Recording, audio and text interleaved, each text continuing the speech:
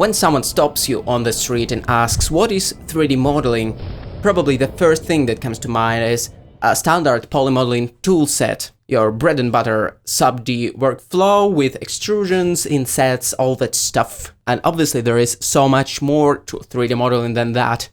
In this video, let's do an ambitious thing. Let's name 20 plus styles of 3D modeling in under 25 minutes. This tutorial is structured like this. First, we'll be talking about more popular modeling paradigms, and gradually we'll be moving towards very exotic stuff like neural networks. And by the way, Gleb, Alexandrov here, and this is one of the bonus videos from the hard surface modeling video course. Modeling paradigm number 1 for today is sculpting. Basically, what we do is we treat the model like it's made of clay. We use various tools and brushes to sculpt the overall shape, and to speed up the process, it's recommended to have a tablet. Once upon a time, this modeling style was meant to be used to produce organic models, but nowadays, obviously, we can sculpt pretty much anything, including the hard surface models.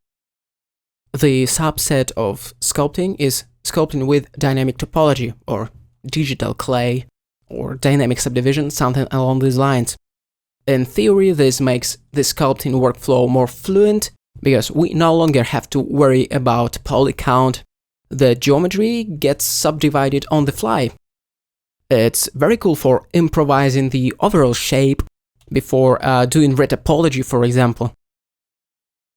Okay, and the next flavor of sculpting is sculpting with masks. This style is characterized by using the standard sculpting toolset, but also utilizing the masks, which could be obtained from textures, for example. So in some sense, it's a cross-section of 2D and 3D techniques. In other words, your 3D brush strokes are being influenced by 2D image textures, which is kind of cool, of course. The next one is sub-D modeling. Your good old standard polymodeling tools used with subdivision surface modifier. Perhaps this is the most popular way to create form in 3D. It could be characterized by manipulating a low-resolution cage model that's being subdivided by the subsurf modifier and blender, for example, to become the high-resolution model. It has a magical power of turning triangles and n-gons into quads, and generally speaking, this workflow is probably the first thing you learn when you learn Blender or other software. Boolean operations. Boolean workflow means that you use the logical operations between two models, like adding, intersecting, or carving one mesh from the other mesh, and by using these simple operators you create incredibly complex meshes. This is an incredibly powerful workflow, especially when it comes to hard surface modeling. It's widely used to create industrial design, robots, machinery, and other stuff like that. Metaballs. Metaballs are just balls that interact to produce a liquid-like surface. When you put two metaballs near each other, they merge. This is an incredibly fun way to generate form, and you can tweak the resolution of the resulting mesh. And for further detailing, you can convert it to a regular mesh. In ZBrush, metaballs are called Z-spheres. The underlying principle is the same. It's a polygonization of iso surfaces, basically. As if I know anything about it. The next one, drawing topology in orthographic projection. When you use the knife tool in Blender to draw the two-dimensional outline of the topology, this is basically using 2D approach and 2D tools to produce 3D form in the end. The other example of a similar technique is projecting the set of splines on top of a three-dimensional object, or simply drawing the outline of a shape in orthographic projection, for example side projection, using just simple vertices. After this stage, usually comes the stage when you turn these 2D shapes into three-dimensional objects. Okay, what's next? Shape extraction. To describe this style, let me say something like this. When you have a scaffolding model, very simple, low poly one, and you shrink wrap the high poly mesh on top of this low poly scaffolding, you kind of extracting the geometry and adding the high resolution details while maintaining the curvature of the original model. And the other example of extracting shapes is, of course, retopology. For example, here I activated the snapping to polygons, and I'm drawing the set of vertices, the new topology on top of the original mesh. What you get in the end is the polygonal patch that follows the curvature of the first mesh. In other words, it's a byproduct of projecting one mesh on top of the other mesh. Splines. There are so many modeling techniques that rely on splines. For example, here is a simple lofting of the spline. To turn the Bezier curve into a renderable object, you can add thickness to it and manipulate the thickness of each individual point of the spline. Gosh, that looks like a maggot. Is it a good thing? Alright, what else can we do with splines? How about revolving the spline to create 3D surface? In Blender, this is called the screw modifier. It takes the spline and revolves it around the origin point. This is a nice way of modeling 3D surfaces which have radial symmetry. The other one is the curve modifier. The idea behind this modifier is that you use this spline to deform an arbitrary mesh along the spline. This modifier is usually used for modeling cables, wires, and other spline-like objects, so to speak. Okay, the last modeling technique related to splines is skin modifier. Probably it's very similar to just adding thickness to spline, and on the other hand, the domain of this modeling technique is the same as in case of Metaballs. The idea is using splines for modeling and just skinning it to get a 3D mesh while retaining the spline skeleton. And we also have NURBS, non-uniform rational basis splines. It's a mathematical model for representing 3D shapes. What's important about it is that the shape is fully parametric. Unlike the mesh, which is made of vertices, edges, and polygons, NURBS shape is defined by splines and points. And it's always perfectly smooth, which is very cool for automotive design, for example, and for many other things. The concept of using splines to represent the surface could be implemented with vertices as well. It's not the same as NURBS, but has its own applications. Like, for example, you can build the outline of the mesh with vertices, then use the grid fill command in Blender to build a surface out of it. So it's a decaffeinated alternative of NURBS in the absence of NURBS modeling tools or whatever. 10. Vector graphics to 3D. This is yet another hybrid workflow which involves 2D vector graphics. For example, we can create vector graphics in Inkscape or Illustrator and import it into Blender. And so it becomes a set of splines, and we can use our usual spline modeling tools to tweak it. And this opens a broad range of possibilities of interoperation between 2D and 3D software. I like the hybrid approaches like this. 11. Shadowbox. This is a pretty unique way to create 3D surfaces. ZBrush documentation describes it as a tool which is able to create all kinds of 3D primitives based on the projection of shadows toward the center volume. What that means is that you paint back, right, and bottom projections, and they kind of intersect to produce this 3D mesh. The next method of 3D shape creation is displacement. In Blender, you can use the displace modifier and load the procedural texture or the image texture into this modifier. And what will happen is this texture will influence the geometry. The dark areas will be pushed into the geometry and the bright areas will pop out. This technique is often used in conjunction with height maps generated in World Machine or other software. What we do is we plug this height map into the displacement socket of the material, control the strength of the effect, and make sure our initial mesh is detailed enough, have enough polygons, and we get this beautiful, beautiful displacement. The upgrade of this technique is vector displacement, when instead of the black and white maps, we use this rainbow-hued vector displacement maps, which pushes the geometry not only in the direction perpendicular to the face normals, but in other directions as well. It definitely gives us more freedom in displacing 3D surfaces. It's awesome. Kitbash. Kitbashing is a practice of taking this ready-made model parts to quickly sketch out brand new models.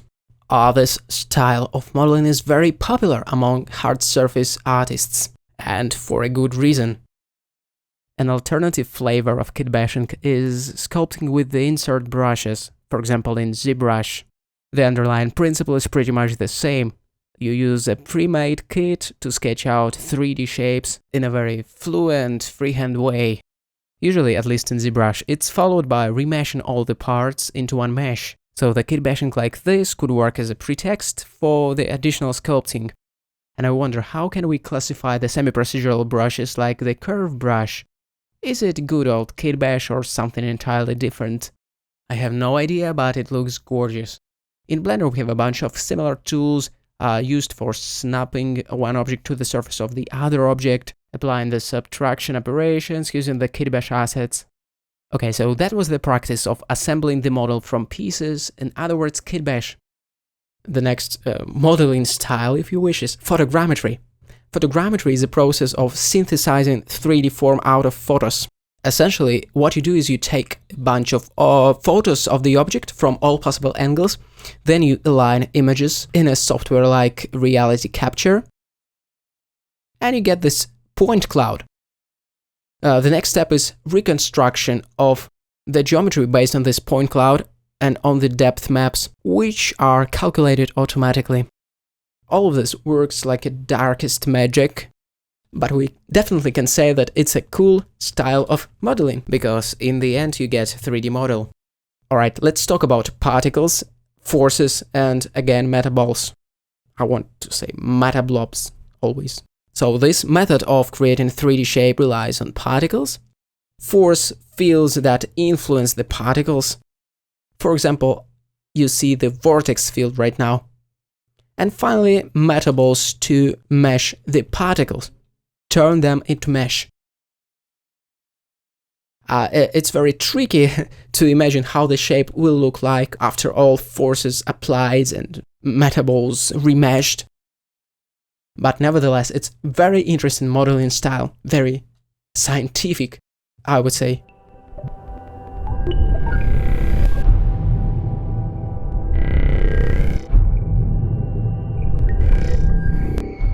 Sometimes when we say modeling, we actually mean scattering the objects on some other object. And that totally makes sense if you imagine something like a pile of rubble.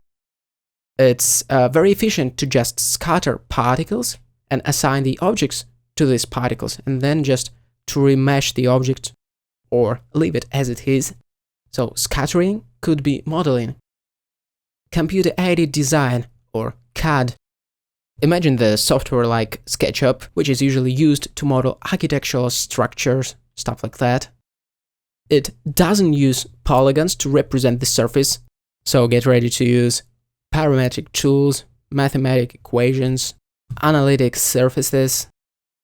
And one of the benefits of not using polygons to represent this surface is that we can, for example, define any kind of bevel without having to worry about the underlying geometry, intersecting vertices, shading artifacts, and other bugs. Number 17. Polymodeling, primitives, and camera calibration. I think we can call it a workflow. When we use BLEM in Blender, for example, camera calibration toolkit, to calibrate the camera to the image, to basically to sync camera angles between this virtual and the real camera. Then we use the standard polymodeling tools and primitives to quickly reconstruct the geometry. And this is it. Physics simulation could be also used for 3D modeling. Very obvious one is cloth simulation. You can use it to model, well, cloth objects, which could be really hard to model otherwise. And not only this, but if we approach it creatively, we can use the cloth simulation to model, like, metal barrels and other very surprising objects. So it's definitely worth mentioning. Self-fracture could be also very useful. Some types of meshes could be modeled in the easiest way by simulating the internal structure. like with the self-fracture add-on, which splits the object into many chunks. And what we can do afterwards is run physical simulation. Stop it at some frame, convert everything to mesh, you know what to do. And of course we have fluids. If you have ever tried to sculpt fluids by hand, you know it's painful, very, very tedious. And it's much more convenient to use Gerstner wave simulation, the ocean modifier in Blender, in other words, or to use a fluid simulation. Watch this. Now try to sculpt it. And literally in seconds we get something like this. We can continue to tweak it if we'd like. Now I'd like to talk about math functions. We can also call it analytic surfaces. In Blender, if you activate the extra object add-on, you can create XYZ math surface, and then we'll have to put X equation, Y equation, and Z equation to generate a 3D mesh in a parametric way. Or you can just select from a bunch of presets. Every object in the universe can be described potentially with some mathematical function, so go ahead, try it out. Alright, let's continue with parametric modeling. Parametric modeling means that instead of creating your 3D model by hand, you use a set of parameters, an add-on, for example, animation nodes, to mathematically generate a surface based on some properties. The good example of parametric modeling is speed tree, for example. You define a set of parameters like pruning, branching, I don't know, age of the tree, and the software generates a 3D model for you. Yay! Well, how about grammar-based structures and generative modeling? That's practically the same way. You define the grammar, or the set of rules, and based on this algorithm defined by you, a 3D model is generated. Do you feel the difference? In classic modeling paradigms, you push and pull vertices, you act like an artist. And here you act like an artist too, but in some different dimension. By using the generative modeling tools, you model in an indirect way, as opposed to direct sculpting, for example. The next thing that really turns me on is organic growth algorithms from the Ivy mesh in Blender, which simulates the procedural growth of Ivy while you define some basic parameters of this growth, to diffusion reactions and some other cryptic things. Look at this, it grows. Like, you don't model things, you grow things. Now, that's a cool modeling style. You don't touch a thing, it just grows. Crazy. But not as crazy as fractals.